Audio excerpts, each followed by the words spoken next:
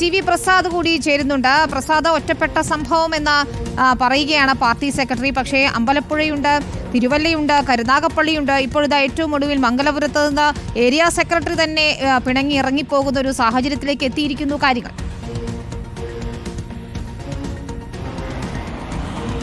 വിനീത, branch സമ്മേളനം മുതൽ തന്നെ സംസ്ഥാനത്തിന്റെ പല ഭാഗങ്ങളിലും പാർട്ടിയിൽ പ്രാദേശിക പ്രശ്നങ്ങൾ തലപൊക്കിയിരുന്നു. അത് പിന്നെ പ്രാദേശികമായതുകൊണ്ട് തന്നെ വലിയ വാർത്തകളോ കാര്യങ്ങളോ ഒന്നുമായില്ല.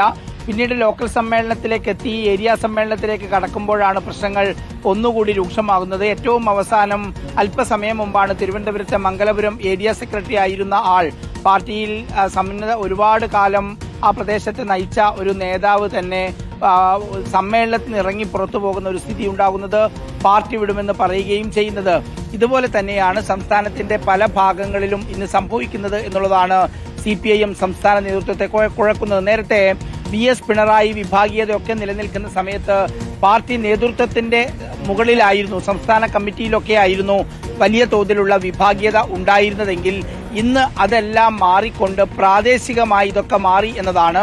അതിനെല്ലാം കാരണം എന്ന് പറയുന്നത് വിവിധ മാഫിയകളുമായി സന്ധി ചേരുകയും വിവിധ കച്ചവട താല്പര്യങ്ങളും സാമ്പത്തിക താല്പര്യങ്ങളുമെല്ലാം ആ പ്രദേശത്തെ ചില നേതാക്കന്മാരിലേക്ക് വരികയും ചെയ്താണ് ഇത്ര വലിയ പ്രശ്നങ്ങൾക്ക് കാരണമാകുന്നത്. അതായത് അതിനെതിരെ നടപടിയെടുക്കണം എന്ന് പ്രവർത്തകർ ആവശ്യപ്പെടുമ്പോൾ അവർക്കെതിരെ നടപടിയെടുക്കുന്നില്ല എന്ന് മാത്രമല്ല, അവർ സംഘടനയുടെ നേതൃത്വത്തിലേക്ക് കൂടി വരുന്ന സാഹചര്യം ഉണ്ടായപ്പോഴാണ് പരസ്യമായി ഉൾപ്പെടെ പ്രതികരണങ്ങളിലേക്ക് കാര്യങ്ങൾ വന്നത്. ചില ലോക്കൽ സമ്മേളനങ്ങൾ നിർത്തിവെപ്പിക്കേണ്ട സ്ഥിതിയുണ്ടായത്, ആ കൊല്ലത്ത് കരുനാഗപ്പള്ളിയിൽ പരസ്യമായ ഏറ്റുമുട്ടലിലേക്ക് വരെ കാര്യങ്ങൾ എത്തിയത്.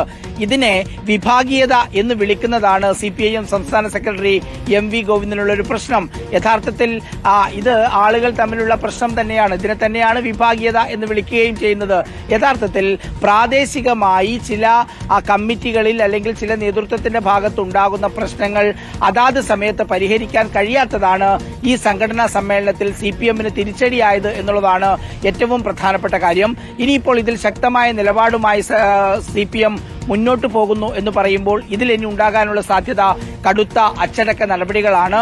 സമ്മേളനം നടക്കുന്ന കാലഘട്ടത്തിൽ അങ്ങനെ അച്ചടക്ക നടപടികൾക്കുള്ള സാധ്യതയും ഒരു രീതിയും കുറവായതുകൊണ്ട് തന്നെ പാർട്ടി കോൺഗ്രസിന് ശേഷം ശക്തമായ അച്ചടക്ക നടപടി ഉണ്ടാകും. എന്തായാലും CPIMന്റെ കെട്ടുറപ്പ് എന്ന് പറയുന്നത് ബ്രാഞ്ച് ലോക്കൽ ഏരിയ തലത്തിലുള്ള ആ കമ്മിറ്റികളും അതിന്റെ കീഴിൽ വരുന്ന പ്രവർത്തകരും തന്നെയാണ്.